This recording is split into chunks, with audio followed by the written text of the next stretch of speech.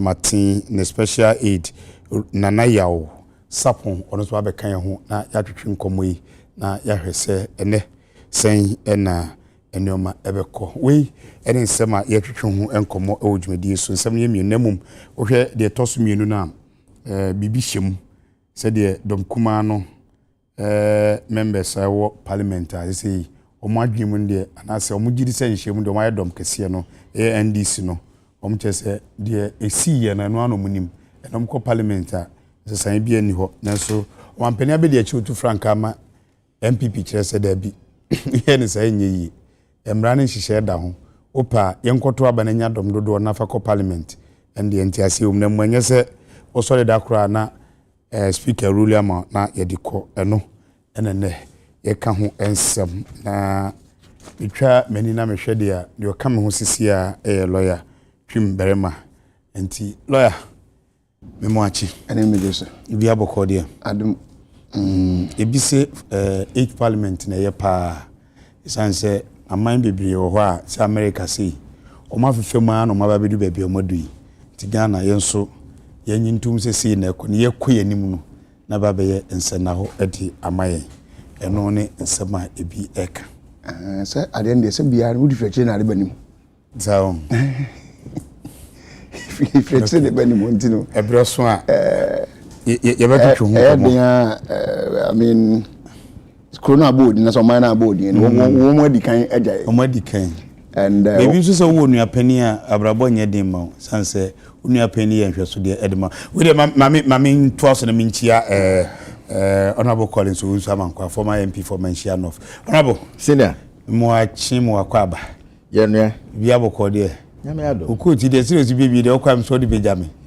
Oh. Kuti na fe panty. Okwa na de shirt no kona de top na jame. Pacho mate. Mama achimo akwa be de. Ono mpresu bia. Na nsema ye bobo hu no. Eye owura lanche matia kumase okona ntie se yellow no di ehimpa. Eno ye behwe se ewo sunsanso bi ewo asantima ntema na eja America kra kwa obi a wo ni state a so we dey World Bank nti kwa se MPP World Bank no obawure mu ho ye behwe se sa be ya na ebi kura nso se nipa ne ba ne nyini nipa obi na manfo bia ne bidi na chi ye behwe eno no ye di hu enkomo ti mo ache mo akwa aba na de tosu mienu ye mra hye bedwam de si wo ho na otwetwa mu yi dom kuma ne be dom kese sanse omje se mra no ema ho kwansa anti speaker rule ma omo na Supreme Court aba be kire se omo ntwan ansa no mbetena so ase eno se behwe se de nyoma ne nhihye ne ade no ekono we ni topic mienu a ne ewo ho okay na bete se ba koso se NDC eno ye eno ni nyina ye enye snob omo se because the speaker no rule ye no nomunim enom de be ye adwuma sana me kan mpacho court ni ade wu nti o ba sana me de me sana wo tie no de me so me kan no na me ka kire wo sa omo say the speaker kan enom de be ye adwuma ne o parliament sa ena de otu frank ama MPP so his excellency ba omia so say se dom kuma no person be dom kese a omkoni ento abama omfa me constituency sure de wo mienu no yemfa ne sa pacho mate endi lawyer amsha se o ye de alan chematin e de na sha se movement for change nanti okonanti ye asante mantem ba ya bato mu ase de sitie na MPP na tai biri ni nyina we 92 a MPP anko parliament a omo boycott ya biri ni nyina MPP ene facility no do ho ba presidential ni parliamentary na nanso ne omo ba esi form ze ono eba bowrem wo ho akona ntime dom nyaaye no kwakoye se obeha dom kese na adwen ebi kura se tare ndi ndisifo ni bi ne kohye no monante ye ena mkokoboaye ebi nso se MPP fo bi a ne bi nye omode ena omkokonante mintio movement for change in rules a wo make ompeso be make ewo Ashanti region.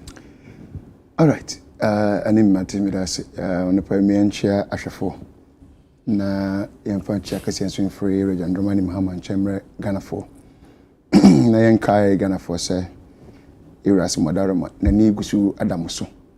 Sa Akakuma Benjay was saying 57 days. You would be about 40 something, I think. About 40 something. Okay. 46 or so. Okay. Then that is I mean, the time is really running out. Yeah. And Madarama, Gusu Esre Ghana for Ambrasimora. Sa Iras Brand Swan. Yenina modern Yankano. Ojo Kratano, who confusing work a crabia. Or Bumuchi Yanakama, na Jawa to the Mayura Gentleman Mahama. Okay. Na Juma di Papa, Washama Ghana for what me, Ababa Yamana, and a person when chairman police officers be DSP our trick. Senior Anapai and Jackass and Como, and then you know Mujawana. But I cried a minute number as I have a time. Okay, Barras boy. Anyway, so many people in the question, and that's a question important. And just by the way, yeah. Anyway, so anyway, yes, me I've been in Kumasi since Thursday until weekend in Yanami. Me who, but I didn't even know that they were doing the work. So because I walk in it. Oh, definitely. So me oh, boy. No, I didn't even know something. What you Kumasi boy? And I may call a Asuko baby, and then we bound into the. I'm saying no more about. You're frozen. More. Okay. And near free. I told you, Kwana would the Kevin Asukwano. How branching good after ultra national. What a coincidence. Yeah, PM one and I was like, yellow baby, and obviously their name or their I saw the picture of Alan in their t-shirts, so I reckon say Omu baby. So yes, I saw their work until but that's a minimum phrase if you and so we in hold but minimum phrase if you minimum. But I think also on social media, Facebook, there's me who more pictures in Accra trending over there. So yes, I saw it. As politically, you know, say Alan Martin, aside the politics in Pono, or you be a nemantemo frimu asantumantem. Yeah. Sabin Peninse say, oh, but my word and free fiance, son of that yes, I want. In the Nania Brisson, you but two frank Aman, I'm a pair of mine to me, I'm going to be doing some. Nasa wo frasia enyam fum so be frasia fini fie anasa ba bi onu free ya sentimental mo enti so frasia free won nasa nayi ne ho dom agege afie mu a media mi hu fun so bi e won se bi nbaka na so na mbb ndc fo ne kodi ache na nya ne party fo ne kodi as to that thing ne de agro ne from brand so na bu mu se mbb fo ne kwa na ndc fo ne kwa na so ho ne kodi na chi. But one thing I know for a fact and say every ndc person is going to vote for Nsroma Mahama. We are also going to get NPP for Abeto Bama Nsroma Mahama. And we will get NPP for Abeto Bama Ira Jonaland to Kodesh Martin. But we need the vice versa. I didn't. Oh, no, NDC. Oh, we are doing electoral commission over 17, 19 million. I didn't know. Then there's Cynthia. NDC new Abeto Bama Nsroma. Then there's Cynthia. Who NDC ni BFE? Oh, anyway. Me na make chola me say we be nyam before about trouble amma Nsroma Mahama bebre name the vice versa you will not get likewise MB before about trouble ma era Kodesh Martin so no and also you be nyam because on no ofri party ni mu ana what is nchen nte e dia da bapum ne ya tie o adofo mu a wo mkoso na sam gusu da makoma so ene ma adwumade sorry ensem etoto no party ni mu no wo mu akoso di hu yaw enyina no we know them. So what does it? Work in a chassis or culture center. Okay. Okay. And we were high. Yeah. Now there's any of us want to check because culture center now of I do more before as of market we need the idea. Yeah. And some will be more. Okay. Yeah. Anyway, so yes. And the media need media would know no ehame. But the all can say ubenya we win. But it means vote on issues. Ebiana nensema the GTP no kano. Ebiana atobia kuma so NDC new. No. I mean, say better in this in India wouldn't be a surprise to me. But Mr. NDC ni Nkotoba man John, sorry, Nkotoba ma era, John Kodesh Martin. But I'm sure you're trying to say we should vote NDC to me now. Asante region. Yeah. Yeah, the last election. I think it was around 600,000 or so. 600 and something thousand. Yeah, the last election. Yes. Yeah. Na pejapana ubiaba. Na I say we play it down. You sure say bia? No, we play it down on our part. Okay. No. Me playing down. I'm just letting you understand that. Also, what can I say? Ebinum say your friend say the movement for no proper and the be free her. Yeah, I mean that was your argument. Yeah. Which I don't know the people who are following him. Minimum. Okay. I saw them, but I don't know where they are. Some numbers in the be reduced to sir. But this is not the first time he has been done that in the Asante region. I think it's a Nsroma. This is about the third time or so. Okay. It should be the second or the third time walk. Consistently on your numbers nature say NDC MPP mo ho oh, the Mr. Party and better the MPP. Okay. And when they catch if we say this election is not yet year con name, say NPP that we what one home modding something around 65% in the Asante region. And we say what one home modding pan. So for Alan to be making impact in the Asante region, the impact is dwelling more on the voice of the NPP than any other political party. Okay. Because me see obi a wasi na dream piece of kota ba ma Dramani Mahama no hwi impusu no me da se hwi impusu no eno nti no media ne impact no make wo ho no is good madika ka cha me se na region no I want to free. Okay. It is an region that's going to free ya I also nya gross impact in that region than any other region. It is an wo ko so ko work na wo nya mpempem atwad na chi abebo ano ne kwan so ano. Number 2, the political party no dom no wo so no dey portray their head to becoming partly from Asante region. And I was in a year more or less bigger stronghold. Okay? And this is one of those free monas on what TSU, 8 year government, one to me at Tapumua. Ah, a munipana no ye, name one and this one no ye. Tell me, me, I may one pay a man of saying upon one and what the name called the better a day, said a Bocona Boko, 7th December. Amadi basically on I know he can make impact in the Asante region. But the impact on be making will affect the MPP than it will affect the NDC. Nti unyin to say gradually the Ghanaians say per se one our born to be as a third force near there no Alan can be okay. If you get a third force who are behind the MPP and the NDC, it's good. It's good. The country cannot be a two political state. No. Other ones also should get their strength and come up. Winning power. Oh, if they win power, what is wrong with that? There's nothing wrong. I mean, it's power win, you know. It's not for the NDC, it's not for the NPP. Ghanaians. Of course, I can't afford decision. This is who say third part B and third group be na when was a fatas or why not? Thank you. Honorable. Mama miniana na ya akwaba himself na wadwanana. Akwaba. Bibia boko de. Asante mantem boko. Seja. Sisi de uba santimantem na atwa wie de amuna obofo na nam ho apaso. Mona mde yellow no ko penti kumase. Oh, we be na kakra bi. Ah, okay. Okay. Enti meba also we are friend to form. Me chief kakra bi no ko ni. Mame ko honorable Collins so da e ba na wa kire no me hu ne kakra bi. Kakra bi na ye. Ah, kakra bi na ye no. Se bia mo de hurehure bi mu anase e yam pase edu abato na me mpacho ko pento ko bia no fe. Bravo.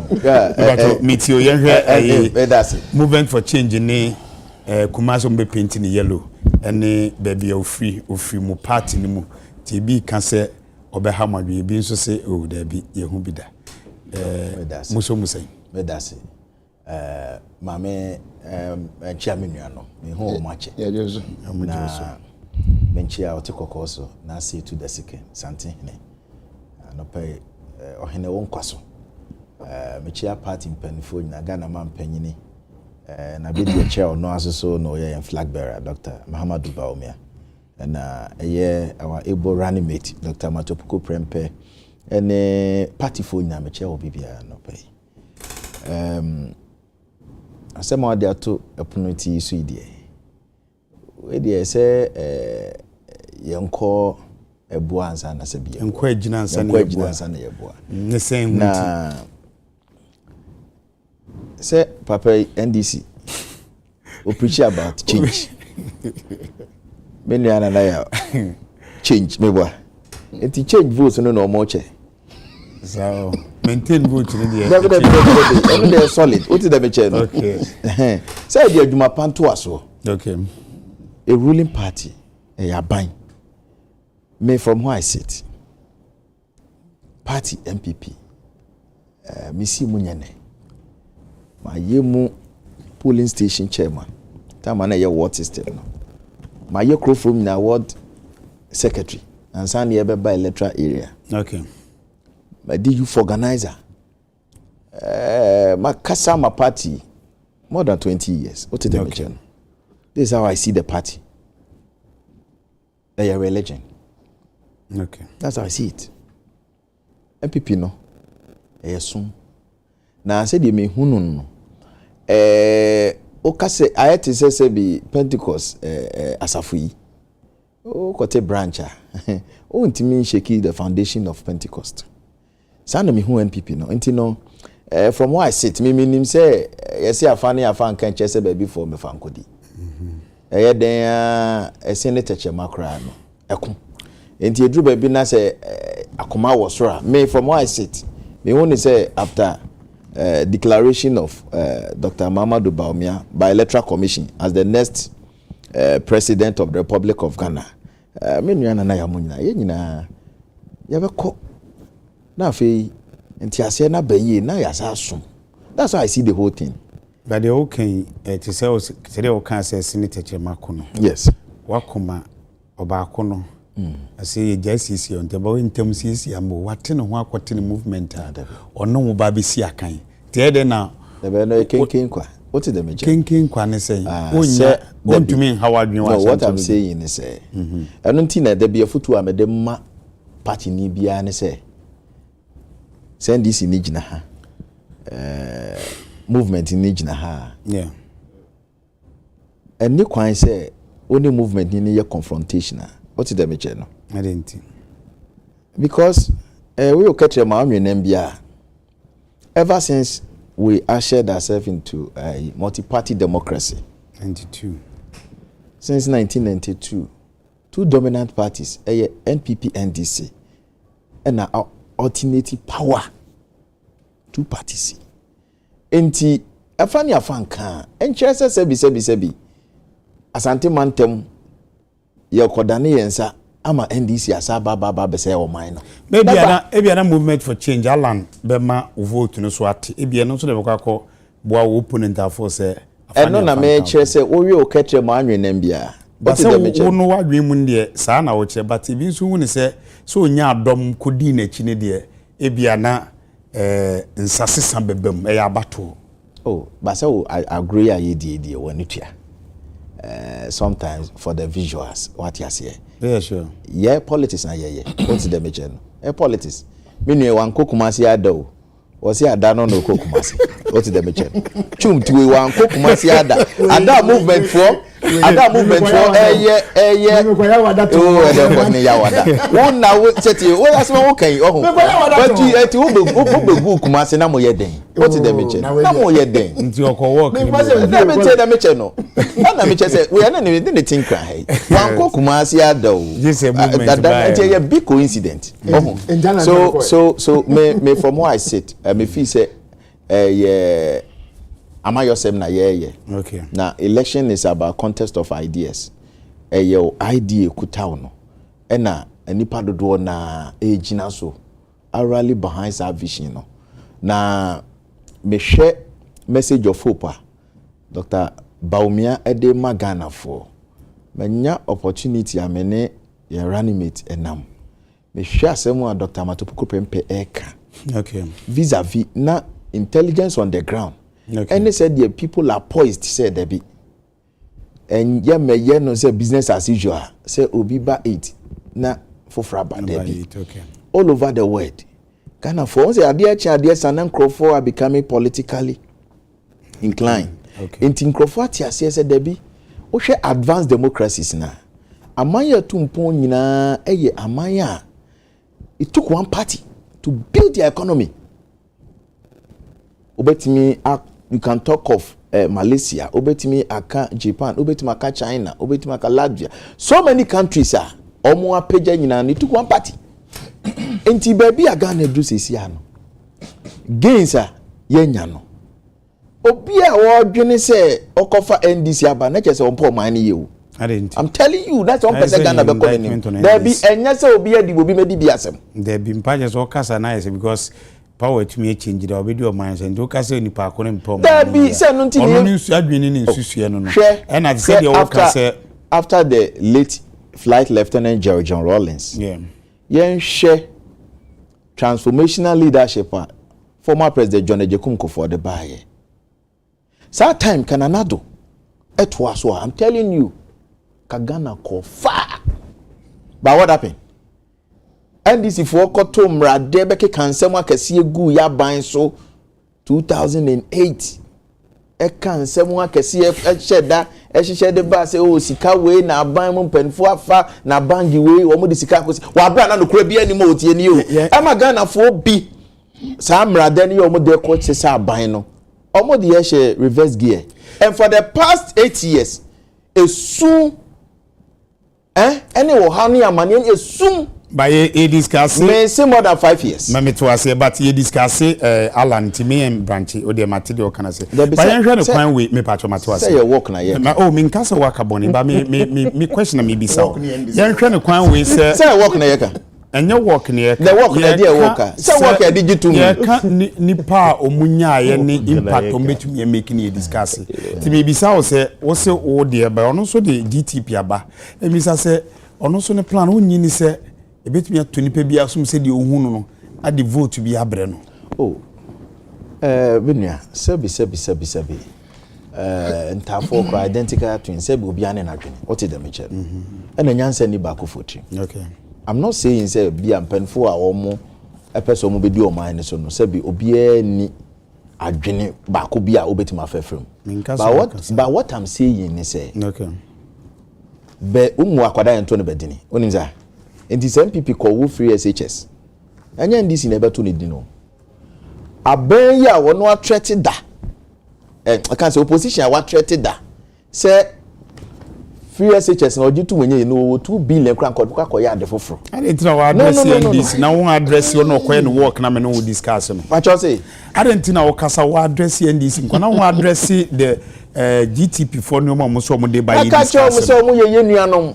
Unia no wafiri wo kwa no ba pretty Dabi de ye bretia bi omo nyina beba me nam ka kire o enye hu say mo na nsentwofo na mo tu mu nchene no enye said be fa de na enyem na me ko organize ko organize we na me no discuss me ko organize no etidi me pese be kire ni say ye na fo anu si time MPP adwuma ya ye no you can afford to lose power to NDC because entro na wo mo kan ema obia emfa na dwene enko ho skoti dem eche yentu aba na ema new patriotic party na enyuma akese wotwe high profile projects infrastructure development air cost we social intervention programs and policies are ye rolling out no ye betimi a consolidate that is my position no bremo na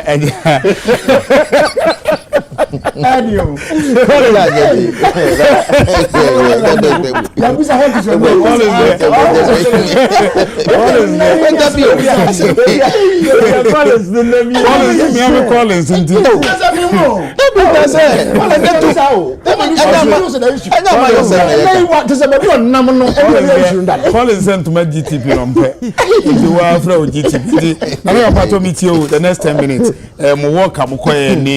Ada adwenkyira ba ebise nipa bi na bedwan ne mu ebise mo betumi making roads in Ashanti region ene nkeka hompacho meti lady kan mechia wankasa mejo so hwese de usiuti waji ezo kra wa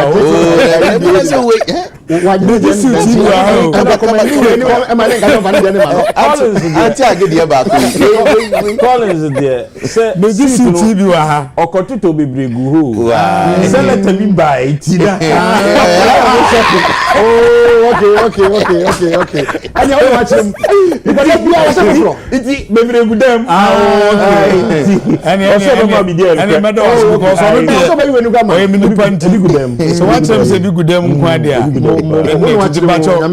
na machia minyanom so okay na in fact mada sentiment mase okay na mada opimso krura na edas pimso any sentiment me himfo nyina okay ne movement for change for any alliance for revolutionary change. Your partners in across the length and breadth of Ashanti region. You better say. Na memenda no. My partners are BNB before na. BNB before. Ah, okay. I don't know bizarre question. BNDC for. Mo video ni show. I say BNDC, BNP, BNPNC. On the film video. O video ya Nchegui. Yeah. Now hwe said their sentiment maye yellow. Na Collins Zoop ma Zoop. Na Collins Mobe catchere yen say it doesn't matter. So there's also and you no na kan ye. You know, if you read on Facebook, a share say okay. Read the social media. Oh, nipa 15 pen na wo ho. Nipa 10. And we actually have na social media ye din. Na we kra na mo hwe no ho. Ni emu ache miensa ho. Maybe na me. Se ye be share no. Cultural center. Ye share free culture center. Okay. Inti time wa ye bo pese ye share ye nko no. Na ka bi wa anim. Ti no mo dwen se Oluman chief Edikan. Oni ni penifo ni. Royal Lanchemati. Okay. Asinse no mo tike no. Asinse no mo tike. No mo nim se omo wo echire ho culture center ha omo gina ho.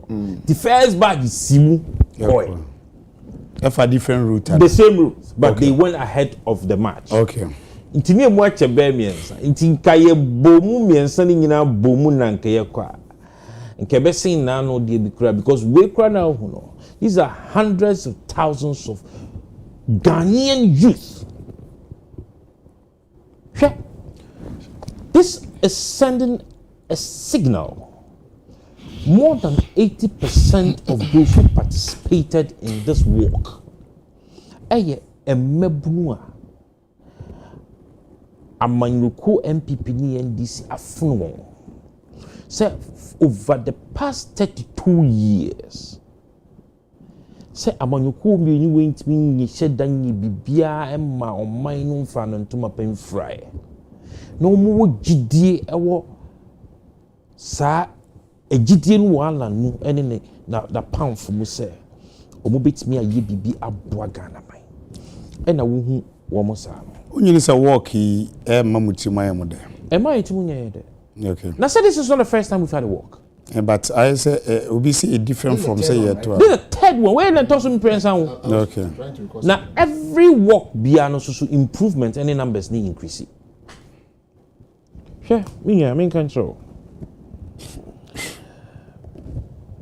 ansa na ye kodru Ashanti man te me say fiada na nyumre ye o ha na receive text messages ebi mo sheda kotena dem aye text message a broadcast all over wo ha na wanya bi omo title na say alam for me delete media cry say sponsor you know your friend say work na postpone you to social media ko for share say some friend na last minute then na mo twem enye ya ebi mu ko fa budget bi betoto abonten cansem bebre now we are being sponsored and I say now to stronghold mo bi ko sponsor wo bi e ma ne ye fese ya na onyi ni se o stronghold no bibi tochima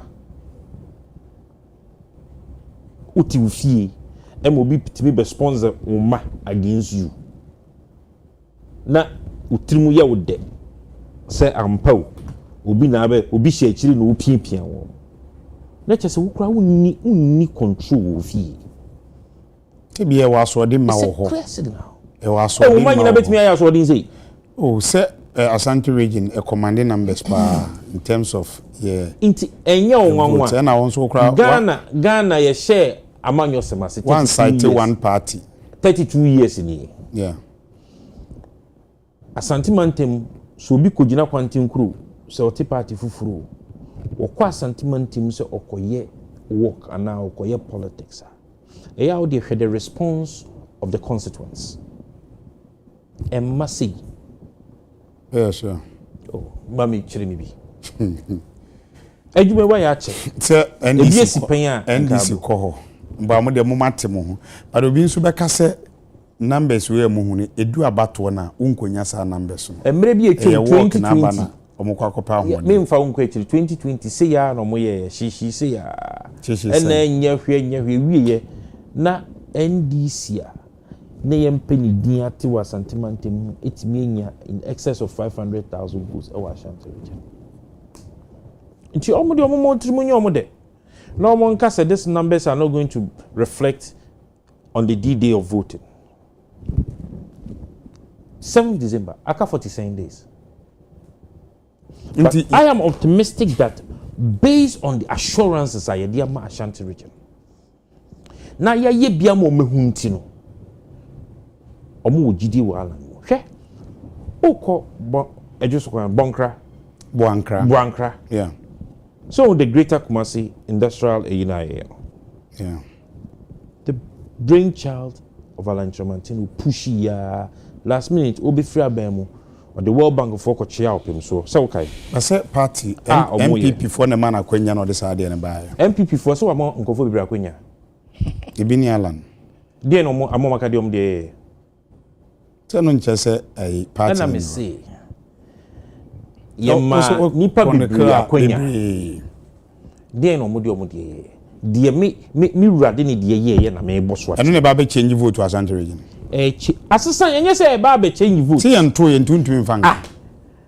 Na it's different from here to aba. Inso beto aya hu na esi. From medical ba abato informate me boy nsuo no nto. Ghana is not a two-party state though. Ghana is not a two-party state, and Ashanti region is not for a particular political party. Ashanti region, but yes, over MPP ne win. Ashanti region, omu here development. The Ashanti region, person mo can the same MPP for is your match.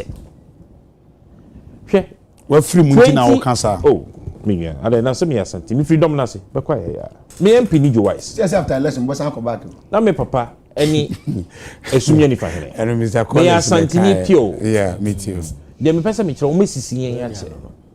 What you say? Me ni Collins free amankwa me na naba no.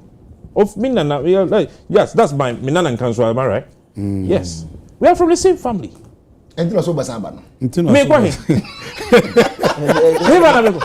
Obi abeba o. Ya kwa he. On say na kuma, on say MPP ati. Na onu awoti hey. On say to bani ya. Onu say. Agro ye you afi. Obeba. O so aka wa saba. So ni vice presidential candidate ko campaign ye yin. O kan brofu bi o say for the optics of it.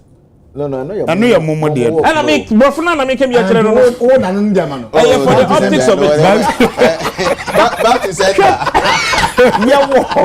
Yewo nipa bebre MPP mu a o makoma eni o madwene e free MPP mu so mo nipa dwane wo enye me na me kan sa we o ma sand there former energy minister your friend is saying Chairman Ejako honorable Ejako yeah ni letter o tro you know statement o de beto abonte yewo nipa bebre enyo no na ye odi no de kama amanfo ore ono na ye odi no de kasa ma obi o ana na de nipa be na ya odi ni but say panyini so wono so bond to a ani nti na me kan kire wo say o makoma eni o madwene me say religion free enso omu ni pedua no ene ne mo de ne muzama na de as it stands now Ghanaians are realize say NDC ni MPP two political parties omu de omu bocha skele inti hwe enka santimante muampa enka obi ase wate no ho a ono kɔ kwantenkro enka onam dwom a Collins ni waye MP pen obi te no ho na oni akoko gina kwantenkro a hwetutu a omde bo oni akro Collins ne tie se meboa enso ye wura Nsroma ni movement for change enam dwom a omo ye work ni ye bom ye bojo omo so ni ye bose asantimantem it shows the love and ye wura eka ojuna simpi so a okan what see so omonti ya omumusa wo ose ebesan aba da bi okuma pema beba akukuduro a ewo yemu nyamesuro ni nyamehira ewo ye nso a epian yen yakono ya santoafo asefo ana no fregiso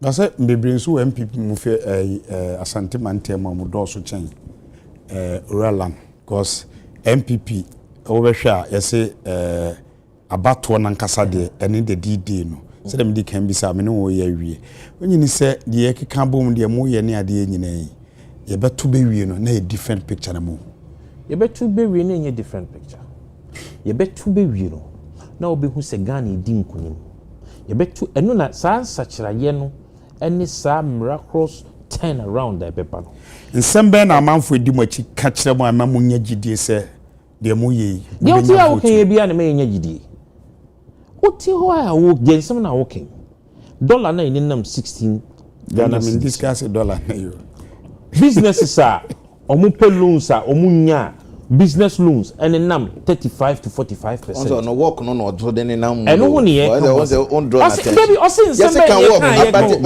no can. Me me dey me call now. Collins. Dey o na wo ta. Collins dey me But me be some specific questions e Collins Pacho. Maybe some specific questions say nipa na odi na chofo so benya vote no. Debe no wogidie man say nipa ne nkoba akotoba ne party because ono ka say omo enya gidie wo NDC MPP PNC mu ne di omo achi. Ita me bisa na sa question. Asam na me ba ma ne wi ne ento aso. Ye no omo na finish NDC no. What is the mention no? Ono so ni wa. Oh, there be nya ta net here. Na ba to wi ne ento aso. Asam wa making. We ko gina da kan party. Collins ma ne wi ne ento aso.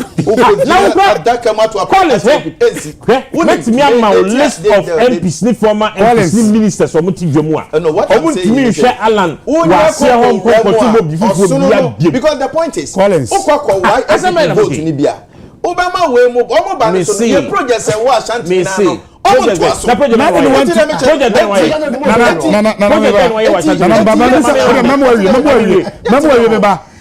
don't want to be unconvincing no one sign. And I make say I don't want to be unconvincing one sign afi na be kan we.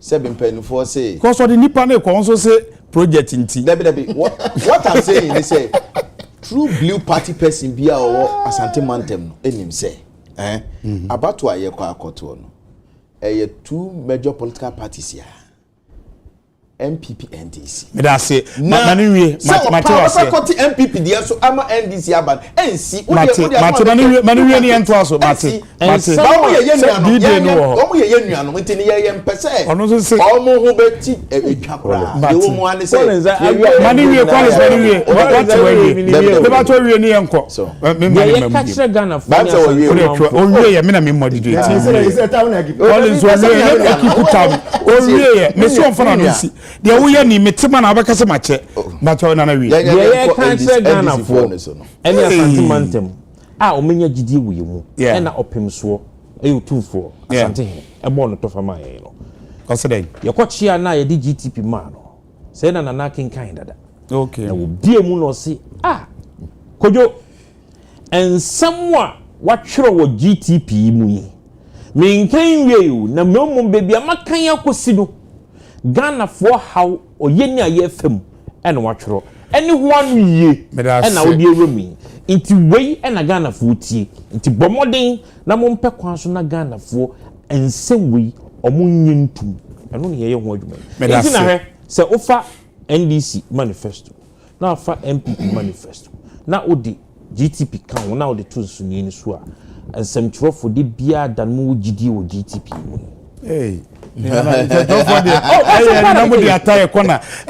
lawyer mama sha say free o the next topic akwa say 2 in 1 say menka ne senyu ya mamra ne ya mra hye bedwa agya ma ye onkrabata bebre miensa eno hwe man so executives no ho ministers ne president ne pamfo and the teacher no so your parliament and judiciary ne ye lawyer for ne ye judges omo hwe o man mra ekirekire emu ne esi o mra hye bedwa mu a speaker ko kire se amamra no ebabi ekire se obi kɔ kwantem kora ejesa amamra no kan se ema ekoye ma NDC be majority ma men kan sa Supreme Court aba ekire se da bi montwentwen so ansa na yenye NDC minority and I say majority both mfa na NDC MPC omo de speaker kan no munim amampania be de ekire 2 franc ama MPP so say mo person be majority send your third matter and your second and 2 in 1 sorry and okay 2 in 1 do the young main one answer. Young main one answer for Yemra, NDC, MPs, His Excellency Baumia, the CEO of Parliament, Nankasa, the next 10 minutes meeting. Very well. So, anyway, Adekye, political parties, before, sir, they have what we call our constitution. Yeah. Aside the national constitution, the Ghana constitution, political party beyond so the constitution. So even before we go into the constitution itself, I mean the national constitution in Ankasa, you must say, what does the political party's constitution says?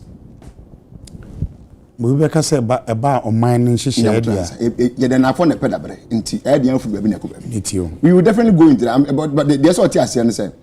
The political parties, their constitutions are not far away from the national constitution. It sinks in line with the national constitution.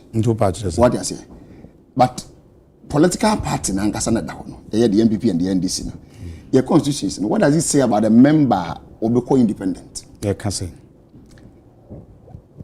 we free party ni e wa dwen say obra party ni wo candidate e wo constituency na wo free move ba no wo ko gina contact tia we nipa na wo ho no party ni wo free and your party there your mind there party there yeah wo free party no yeah enti o hwe MPP there na wo kwa do misu word wo say automatically me ma constitution na MPP constitution o wa afama me o wa afama me na ja call is wo hide na article was a TV so cry new okay afa from Tony NDC ya share there is a work no ko bi am work dey o be so ba kuma say na if you call is article to uncommon so very well so where is the article 3 article 391 391 na 3 no hin na me dem hu ni unu ma sab na akọ nze we akọ na chira me chaba bia wona so we na won dia bia wona na da fe dia wona okoti e wona okoti e ba me wie na me chire mu a me kan chire me se dia wa bia ma me na ngasa chire mu si bia ma me kan me ngasa me chire wonni accident article 3 a right of a member until dia neka because on say any constitution one kasa no hold on Fama mi na mbima. Eti wo ni ma wo de be no anu wo me fa to me was sample no wo wa tro yo abede wa tro bi constitution NDC version any NDC version mo version okay so yanko anu ne was say they say article 3 of our constitution here right okay so was say for feature of membership yeah that is head now article 9 Article 9 was a member of the party who stands as an independent candidate against the officially elected member of the party. So, for instance, Cynthia Morrison constituency, the party has a candidate there, or a officially elected member. Okay. One age now MPP in that constituency. And to was a now woman who consolidate say if I yabon dear you na be to me tarnachino. Any more than talent so no encourage na party no consolidate tia say nipa no as say wo kugina tia no okay and I say be I would join and I would declare we intentions or na say be I would support for another political party or for an independent candidate when the party has sponsored a candidate in a general election or by election automatically forfeits his or her membership to the party. It's not the case of Cynthia Morrison, for instance. The movement or declares of independent or file with the EC when the party member.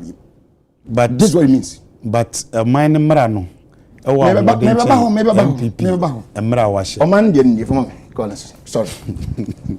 931G will be and he was if he leaves the party of which he was a member at the time of his elections to parliament. The party of which he was a member at his election to parliament. At the time of your election to parliament is 2020 elections and wasn't yet. And no, and the parliament and nothing. So we free no more. We free say party na do buy anymore. It's either so over join another political party or to where we are or seek to remain in parliament. What are they doing now? They are seeking to remain in parliament in the next elections. By say about Ababo. Exactly. Okay. And seeking is not something that is done in the future. It's done now. You seek now, but the results comes in the future. So they say, so what these people, these 4 members of parliament, they are seeking to become members of parliament. on tickets of independence and one going on the political party. And as speaker ruling. But seeking is futuristic, or you don't know? No. Seeking is not future. You are seeking something now, but the response of it comes in the future. But it has not been you secured. You are seeking now. You seek now. I'm seeking to become. You are seeking, so it's now. Collins, you seek now, but the response you are seeking or your results comes in the future. Seeking doesn't mean future. No. Yes. Exactly. Oh, pretty be a person. So person be there. Now, say that chance. Now, say nyanka. People say that chance, man. Oh, Mr. Collins, me ba osun ti. That chance, man. Obi ye obi amem print men you obi bi mpacho. Me mintim bo dia ha. Me say that chance, man. If you seek to be a journalist on UTV, which means you are taking steps to become a journalist. I mean, at UTV. And when that question comes to pass, you do what? You go to say UTV. Okay. It's a process, and the process you have begin. What started? By when you say, and when you see, you know, said you are pepe constitution natural, but ye body in out of I said you are MPP there no. Supreme Court so said the arms of government it no emra ni nyina de ochirechire mu ma yetie ne ye judiciary no mo say mo hold on answer on be papa be chirechire relax me ba ho me no be the other things that we need to talk about there have been some arguments ebi mo ya o mo de tu futuro gunkrofo ni o mo say den o ba tire bi no say oh na honorable asiama de ne part no chokoma speaker it's a man the ruling by. What are you talking about? There is nowhere in their constitution or in this constitution of Ghana that says that when that thing happens, your political party must write to the speaker. But no, we just back say maybe senior. That was your option, but by your constitution, you know, if I read it clearly here, constitution as somewhere can you don't even need to be communicated to for you to know the party work from. The moment you take that step, say independent, you know, you are out automatically. That is the word. Then I said, for that reason, why are you talking about MPs in parliament so more party because it's see and also raise red flag than send MPP for Ankasa Ekopa Momunipa. MPP for Ekopa Momunipa. They didn't go to sack their they didn't sack their member. And making the ruling. Me too was here. Me too was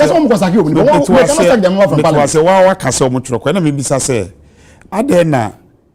Parliamentarians no said the constitution no more chirechire mu na anase mo boy ma ye we chire hu no ade na si ye na parliament anka was na ye twen anase mo a mo the other side no mo ma si anka wasam ade na si anka wasam se one gene no you say okọ independent na man raise say e was seat no en vacant but it was declared vacant ma be declared vacant. Okay. My book declared vacant. And there was nothing wrong with that law. And don't let anybody deceive you that the law is ambiguous. It's not. It's not ambiguous. It's loud and clear. The law has given you alternatives. And the money be or it's a nyade was say we way and now we way. It's a timber said you one way, but we it's a hana one and no problem. But how can natural? There's nothing wrong with that. Are they not seeking to become members of parliament? If the answer is yes, then why are we arguing? It's a yemra. So now somebody raised or somebody filed a motion in parliament. Yeah. I.e. of the Honorable Henry Idrisi. Yeah. Seeking the speaker's, attention. And the speaker didn't ruling by I say. Once I obey the motion about him. I was making question. Yeah. And the man is to announce to members my decision. And he announced it. And the Supreme Court to say, okay, I'll get there. Don't worry. Relax for me now.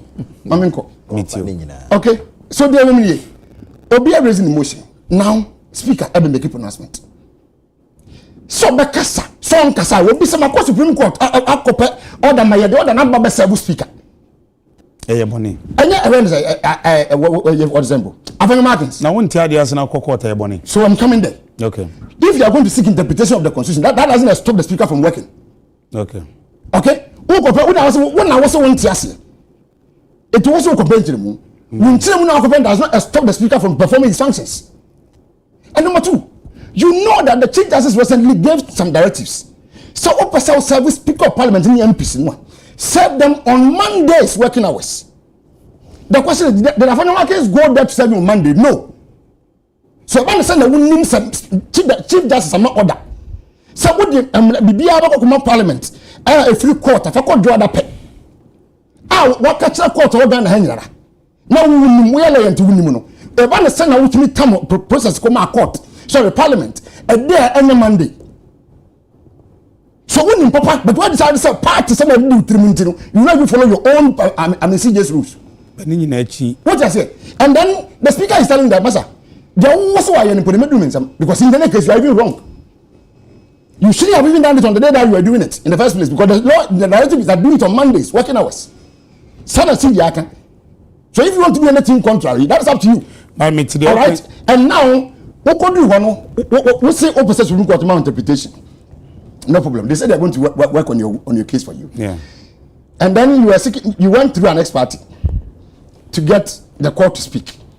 The court sat for you, and then this is the challenge I'm with the court procedures. Parliament is not just an ordinary house. Parliament isn't an individual. It is another arm of government. But checks and balances, woman. Relax, I know that. It is another arm of government. So you can't deal with parliament like you are dealing with an individual. Did the court say that when you are serving an individual, serve the person on Mondays only? No. Because the court know that parliament is not just an institution, but a sacred one for that matter. And it's an ample court process where man is a distinct time and period. But in the court, no so some ruling say speaker and hold on answer. The okay two institutions for contempt, parliament and court. This is one if you interfere with the actions of parliament, they can cite you for contempt. Okay. If you interfere with the actions of parliament, parliament can cite you for contempt. All right.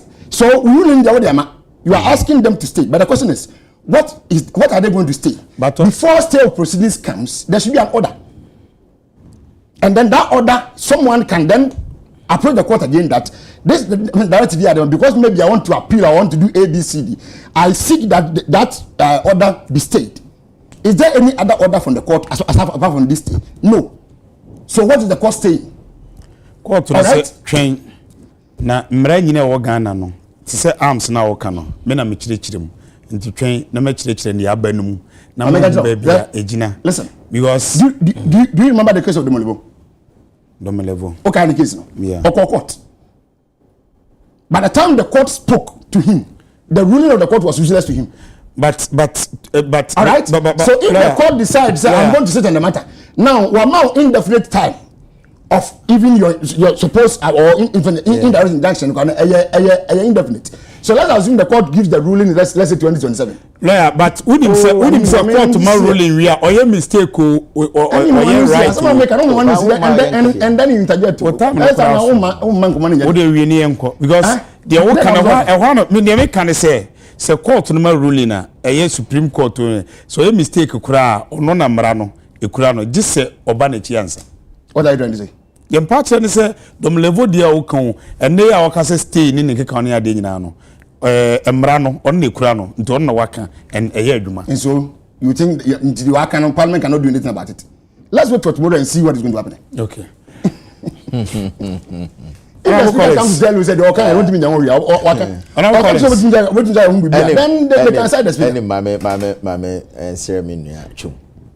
Onumsiu. Kan de. Sebi mrani nchechemu no anase constitution which is the supreme law of the land nchechemu no. One me ya adwene. Osua mrano. Onim say Supreme Court and there was exclusive original jurisdiction when it comes to interpretation of the Constitution. And the issue at stake has to do with interpretation of the provisions in the Constitution.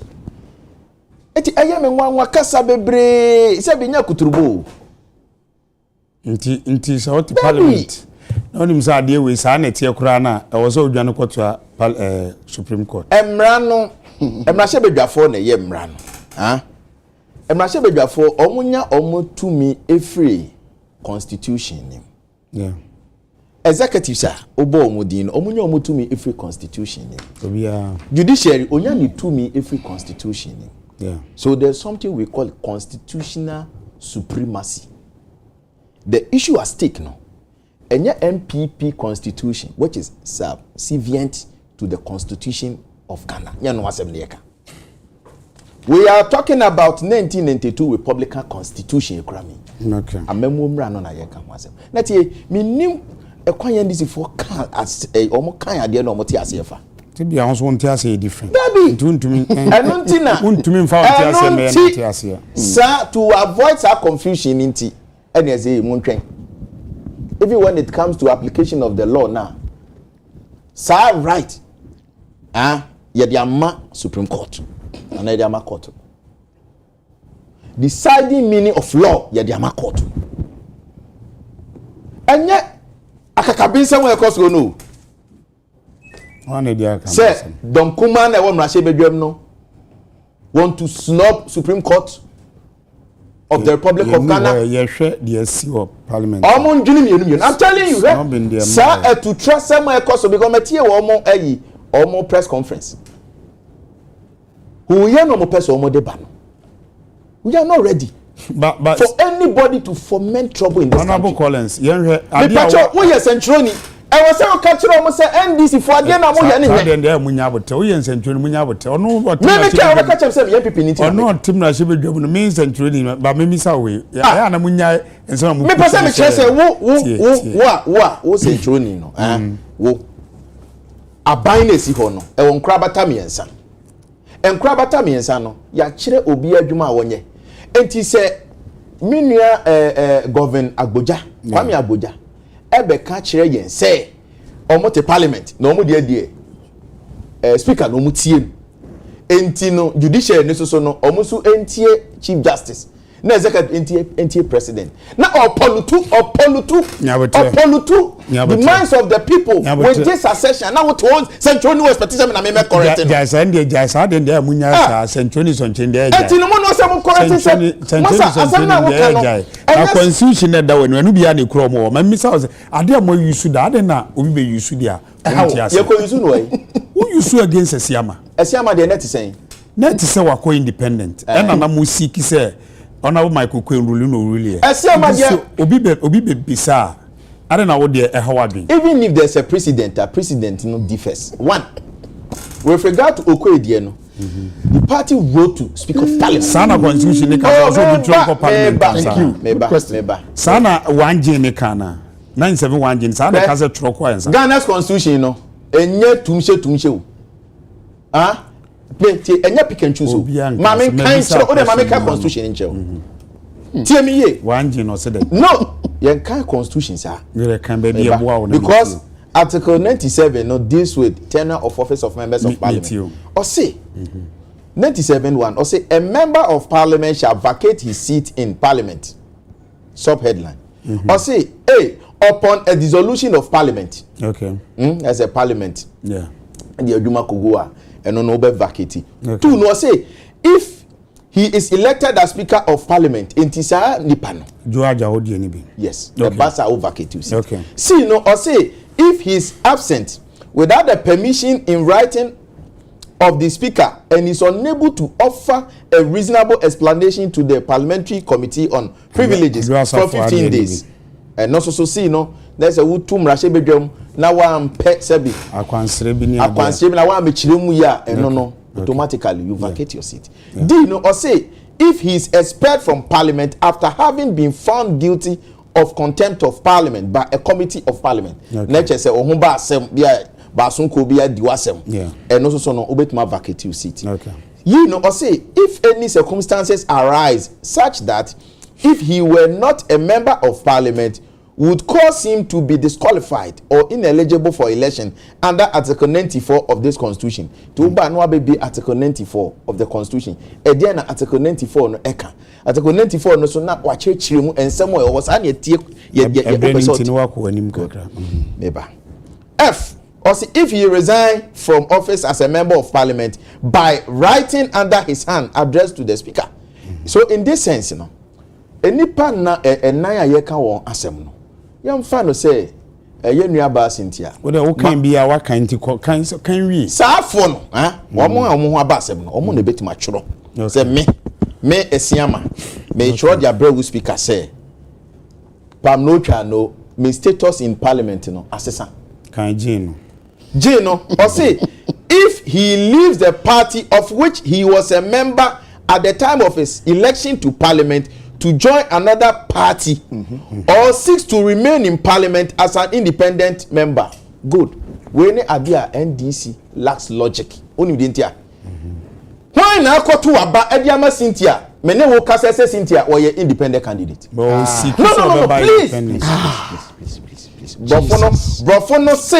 Brofono say seek to remain in parliament as an independent.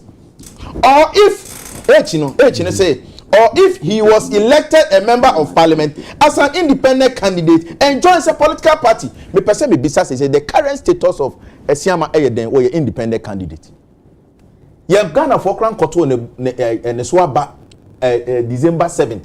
Na ka pese ye wie kra na wa beye elect MP elect ansana 7 January 2025 ya so any in. Okay. Na the status na sesa. Declaration of intent does not amount to change of identity. Hey. Me declare say me person me independent. Na intention to do then the head then so intention to commit an act. Nyabutre why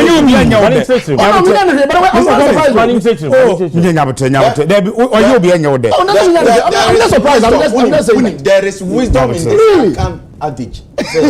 Odan be hunu mu yen friend twemfuno meba. Common sense. Common sense say memeti we. Nyabutre yen kunto pa nyabutre ni yen komo. Unkwa konwa no. It puts some of us off. Nyabutre. Man at parliament ho. But ye din komo. So what I'm saying is me but filing with electoral commission and no time my men nye emrashe betwani enkan hye no oh when him say a process election yes, it's a process, it's not an event.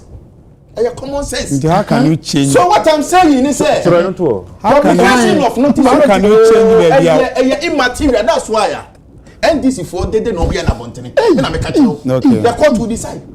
In any case, the court hasn't ruled on the substantive case. Injunction and a majority leader filing stay of execution. No more banamu yet.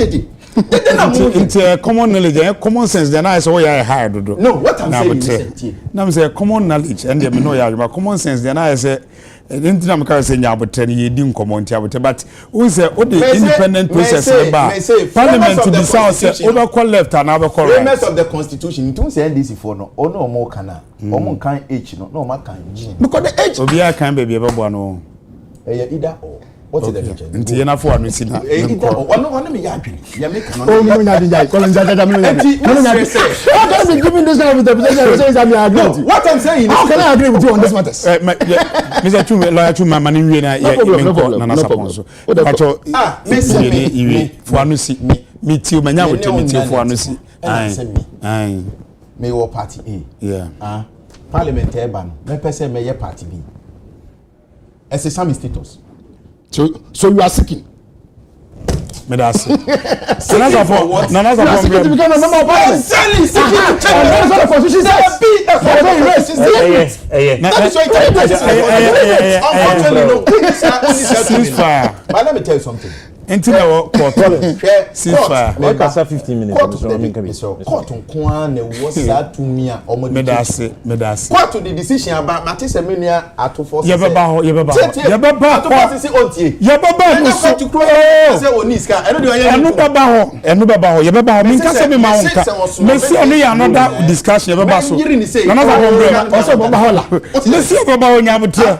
I want to the bottom to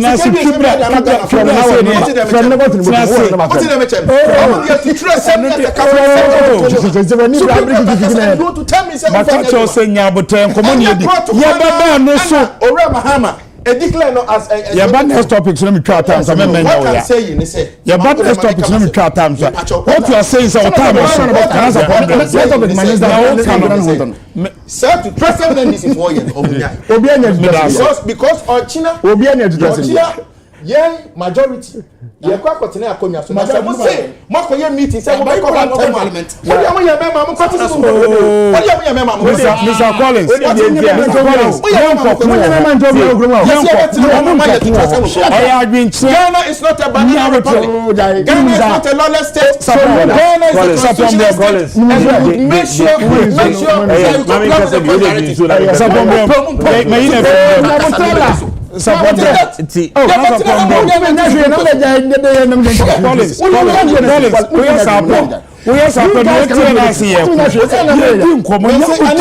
Anim or can you unim?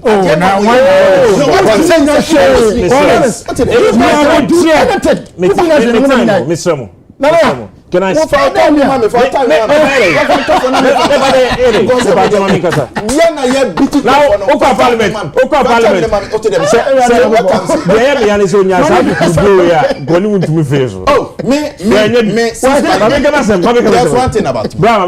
six parliament.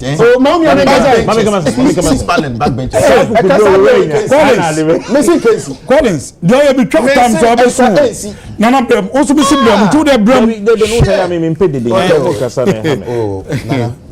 Mami, first of all, I have to state, me lawyer ni. Yeah.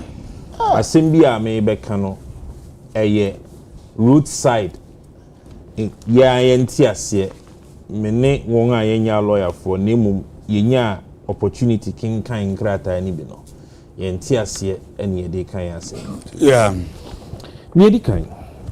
Yebedinku. Yeah. Your friend Ghana has separation of powers. Yeah, rule of law. Your three main arms of government. Yeah. I mean, kind of three main arms of government because Nancy the media no Akahwama almost the fourth arm. So we are no bro in two bones. Send to be kind of three main arms of government. I mean, basically, indirect arm. You were the executive, you were the legislature, and you were judiciary. And the main one. Obiasu won administrative procedures or the energy. Yeah, by the constitution. And what checks and balances? Oh, yeah, I'm speaking. Hey, now if you want to talk about separation of powers, our checks and balances. Money real, what Casamano? Money Casa. Okay, money money Casa. Also to and Tafok and one was on Yamwa, or Yamwa, Debbie. Oh, banana. Someone can say, Nana,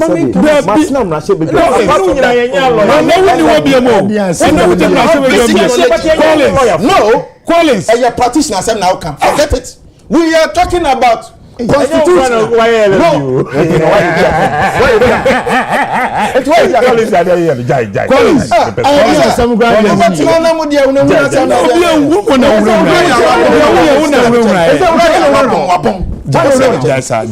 wapong no wapong. I don't go to come my now but this is for Kikan Sambia and oh,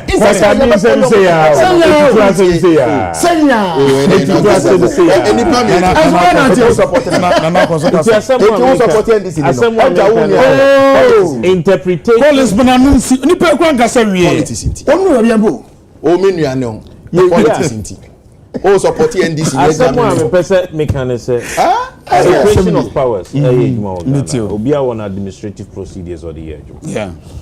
Let's ask ourselves very fundamental questions. Obi mfiti prekope enko court. Okay. Ojina bibi suno dia court. O court aye free bibi writ of sermons anamebwa. Yeah. Now in the writ of sermons no ye wo near friend statement of claim ana near opese court no ye den. Enyema. Okay. Afanyo markings.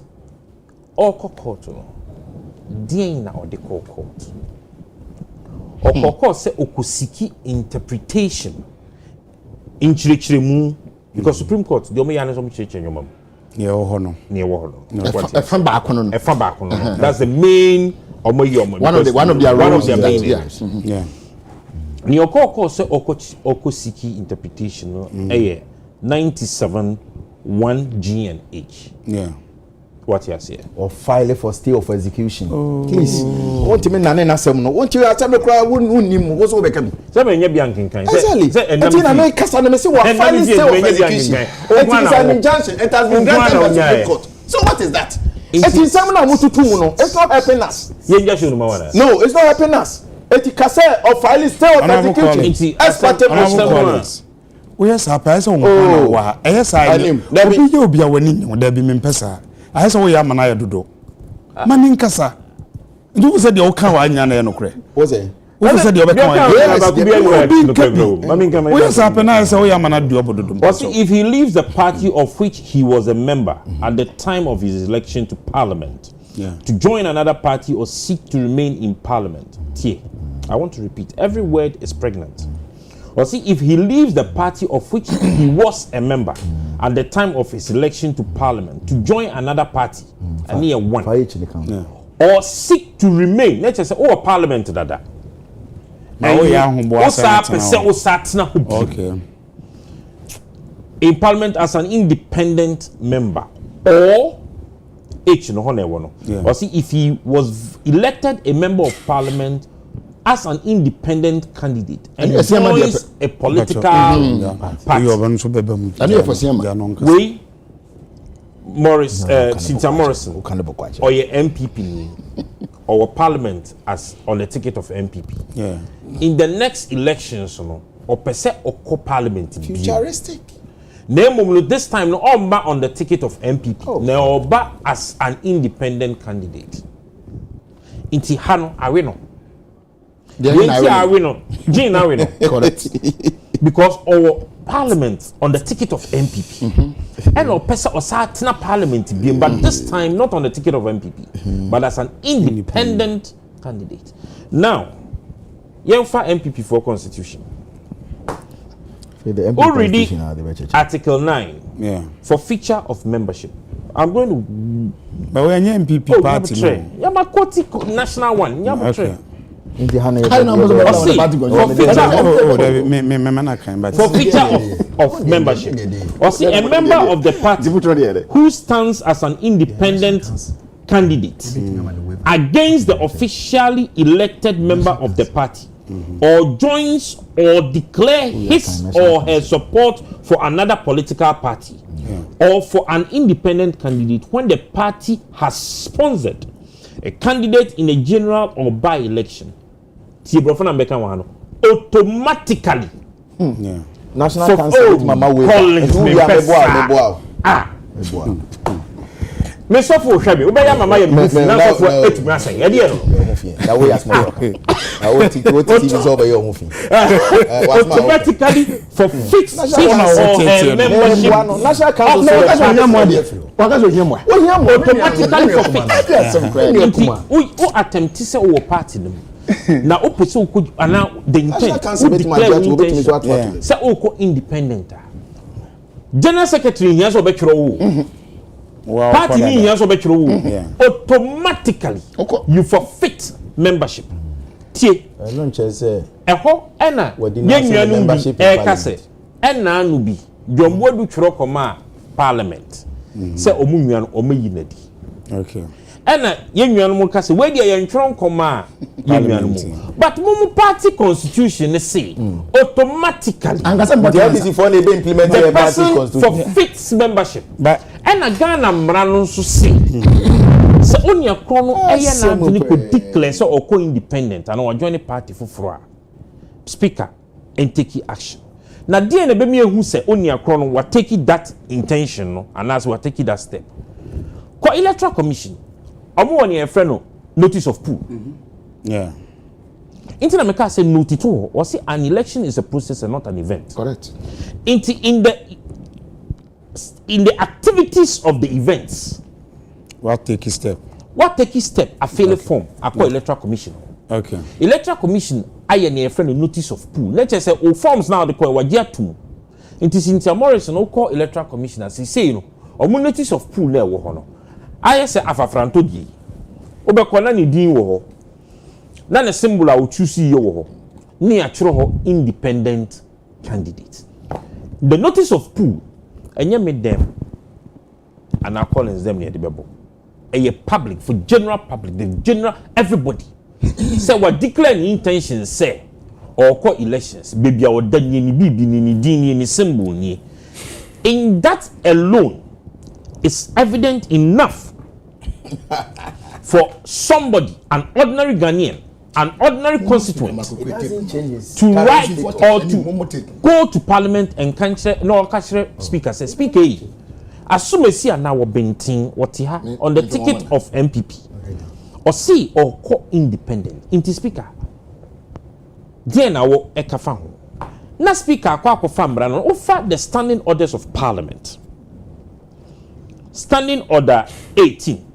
Or see, the seat of a member shall be declared vacant by Mr. Speaker under clause 1B to H of Article 97 of the Constitution.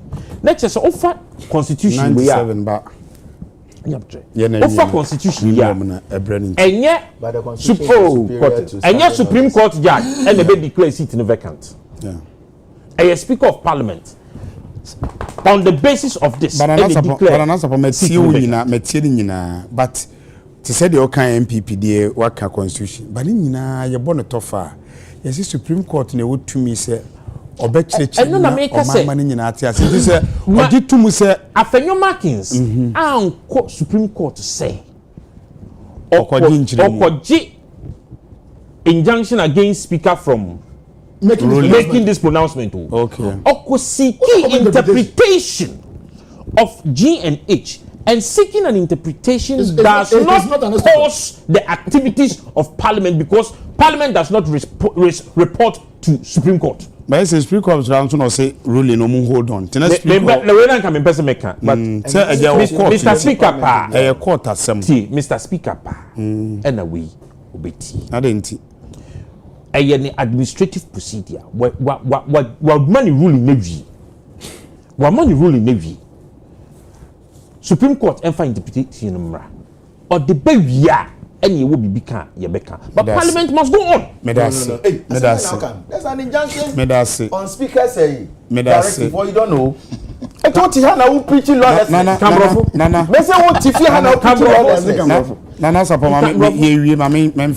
the last one and twice in few while. But here the afternoon so can NDC parts some of the speaker can on the edge.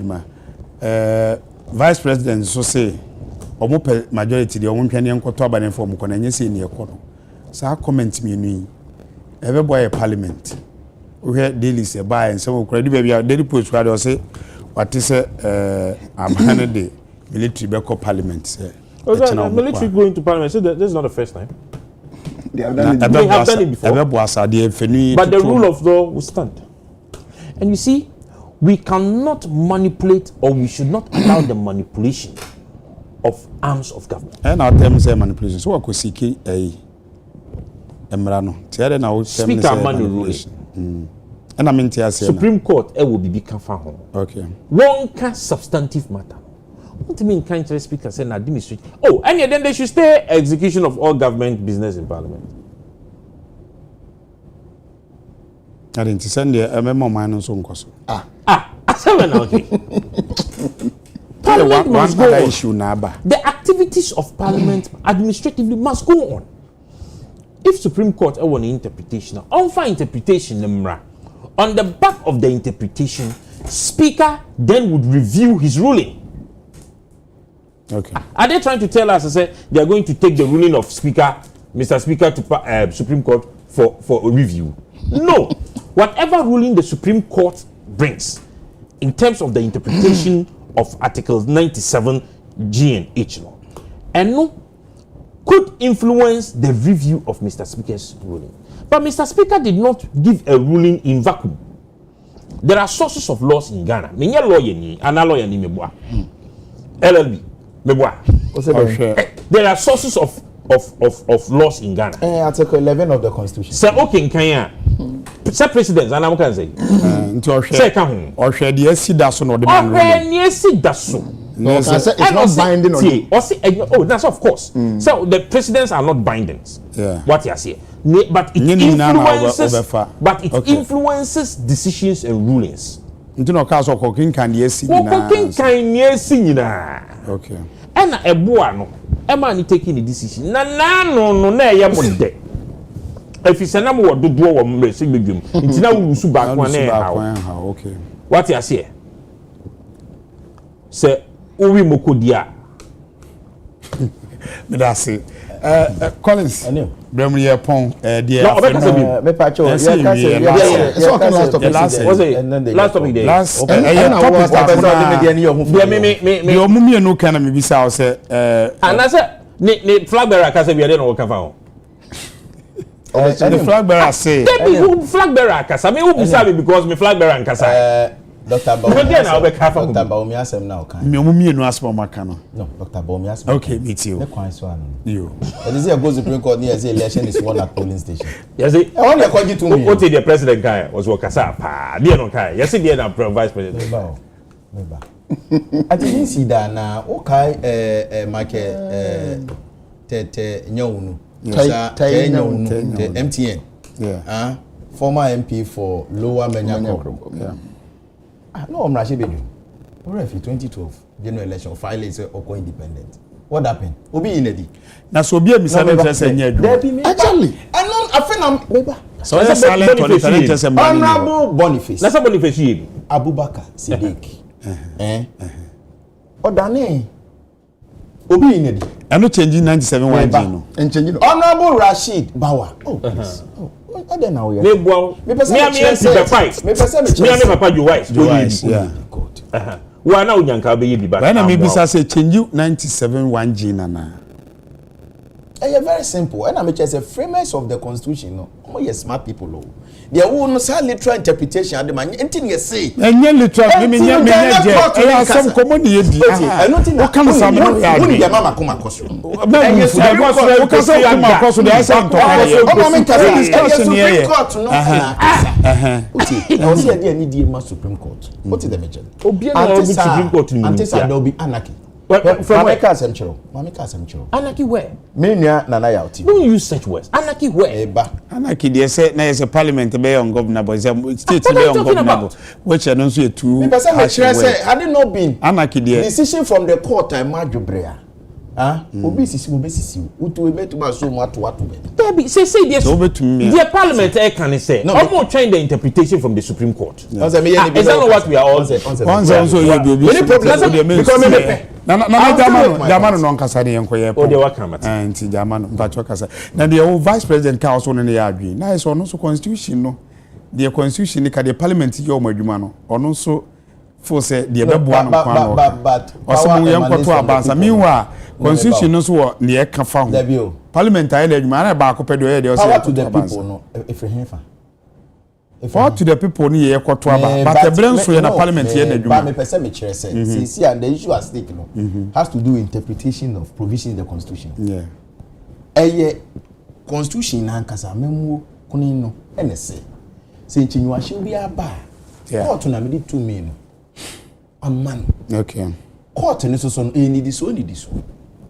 Supreme Court as the highest court is clothed with exclusive original jurisdiction. Enti say Supreme Court akasa. Na say legislature and in this sense no, some members of parliament say yamfa nye adwuma. Enye anarchy na person dey ba. Yo. This is misinformation and miscommunication. Ade say they didn't say someone find the program you say what can say be anya sa na kan no dey court on say members of parliament only listen to the speaker. Mebati. They only listen to the speaker. Sapomba chojar na ja menya asem. You know purpose of injunction.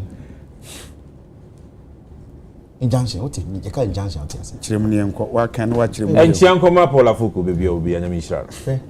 Court on say decision na speaker no e kan ya.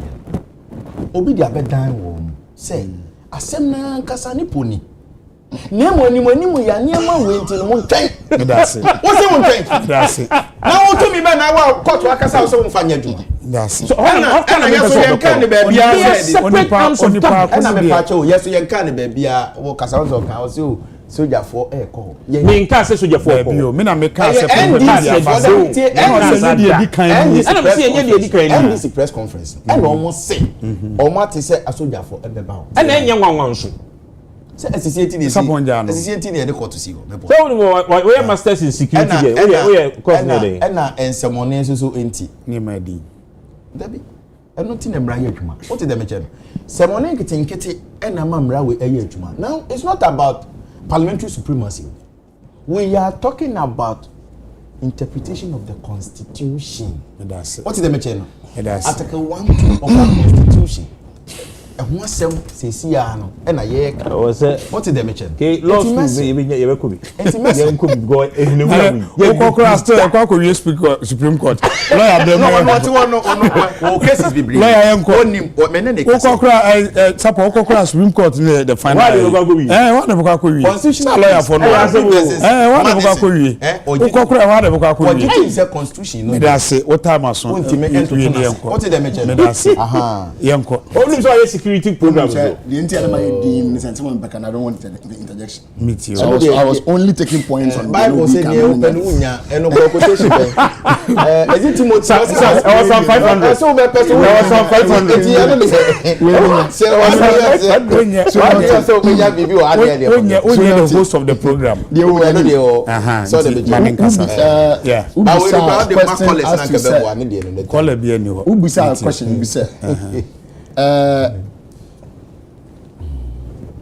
he found a cassette refi so o person sack member no na say be member no get bibisa na we say yi no yeah yen Nsroma speak answer na be transa ko be obama so na ko answer if you say bibia ni ho ABC up to H achira bibia ye do ni ho oh tie bibia ni ho say say member no bet match or say member na can write to the speaker open please what from the constitution also oh no and you say you have to inform the speaker before so that action can be taken by the speaker. No, it is not in their constitution. It is not in the national constitution.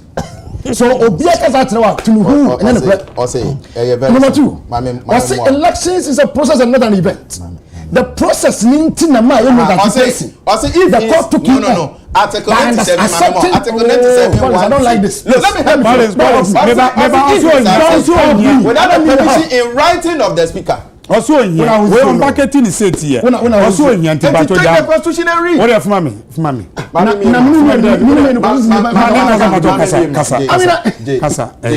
So the only if elections is an event and not a process, that same event line also, and the number man in court every against adequacy. Yeah. Okay? Yeah. So if you understand that the election is the process of OT or baby. So what I say? Yeah. And the process need be say one team we are talking about political party be a name. And then go and say you the same person you want to become an independent person tomorrow. But you see, it's just Collins, will you stop this? Meet you. Will you? I mean, Moment is you know. Wait. Collins, Daddy, we know. Well, Baba have a program. Also, be by you, be not to be jai. Min petty manu one prince min petty suit come but trim to us yeah pon and this if what doing next and to me kase na am be what is it too much in it top party when nyasa Collins top party when nyasa kompa you know this you lose nyasa kompa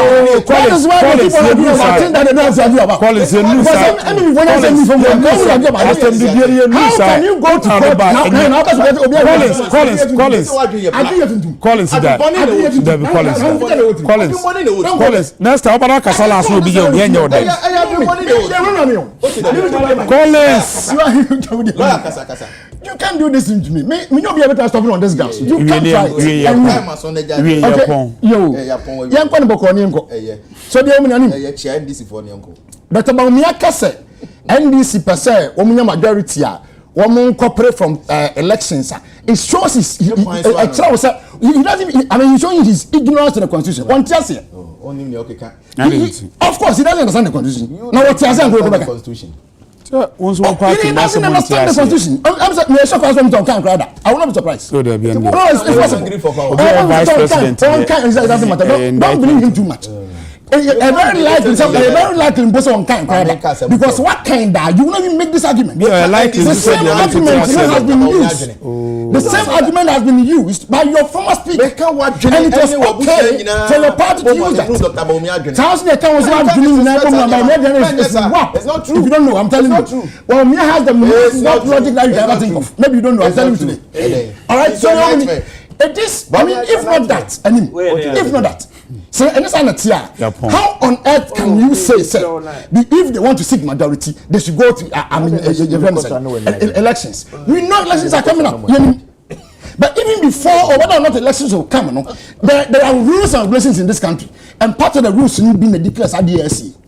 Again, let's make it clear. The speaker never gave interpretation to the constitution. Yeah. But what? He never gave interpretation. And but how to apply the law? Anybody who tells you that the speaker has interpreted the constitution. How to apply the law is the purview of the people. Okay, Babon. Which law do you apply? Application of what law? We apply the law at our end.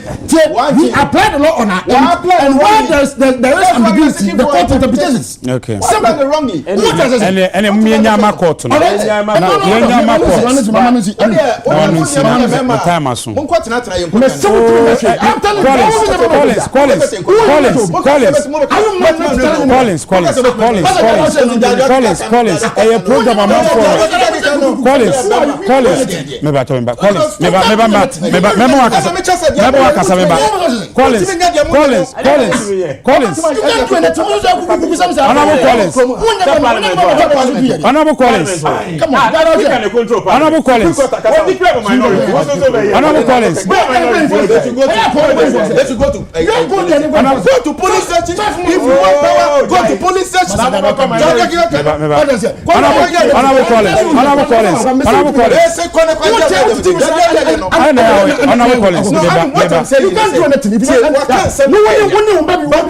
can't do anything. I'm telling you here. Opposition majority. You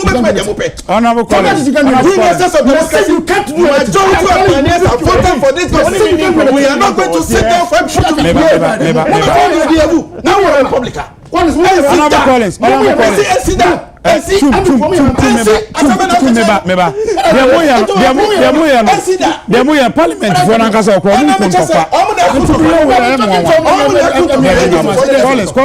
Collins, Uber shows us what's in the baby, Debbie Jaisa. Collins, Uber shows us what in the Debbie. Debbie was over a member.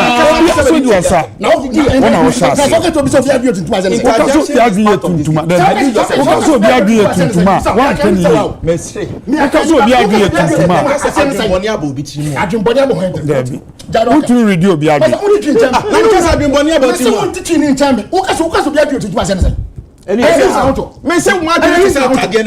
They die. And he said, Masam Johnny, $1 minute. That's the way the Bible. Collins.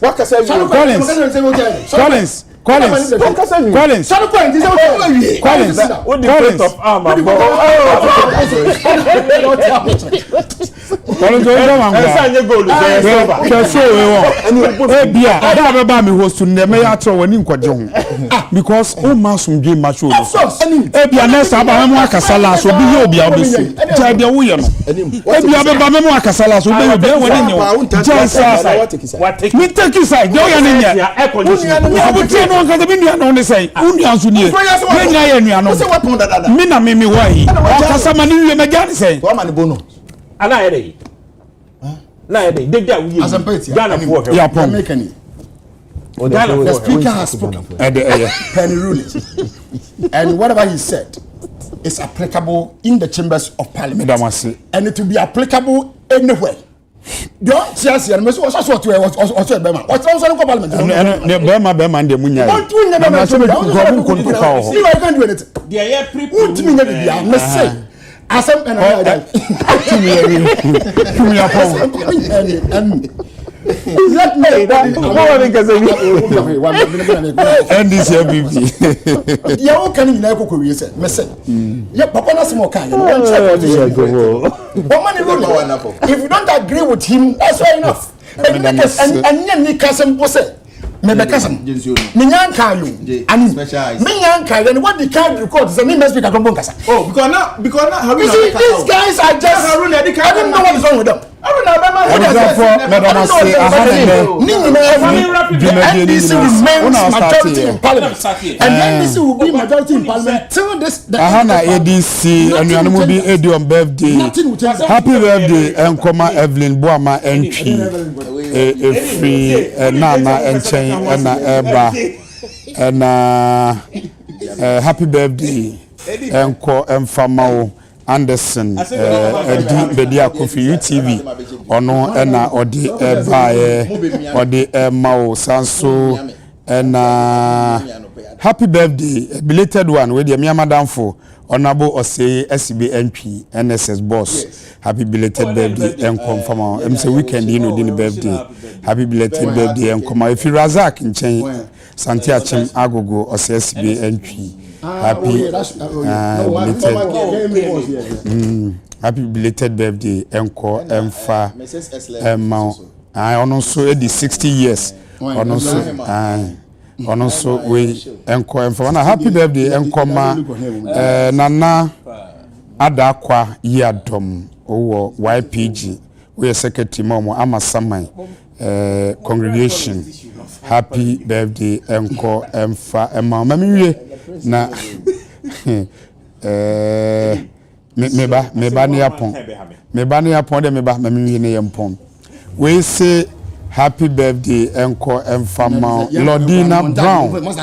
Lordina Brown happy birthday enko Francis or IT media social media UTV ene koma me ana mama kwa 1 minute e asemba ene dollar what's it and dollar and I will go one I pay no oh na dia yi interbank me mu sima ma sinya me adom aye woni da tena UTV so ade Nsroma ya de beso me di ani mado metena mu ema ya kuna masanso na adwoye bo agye yakwaje wa akode kriw ni nyina ya da mase se moboaye na dwumadi e ba ne de Honorable Collins Wama Collins na agima hayi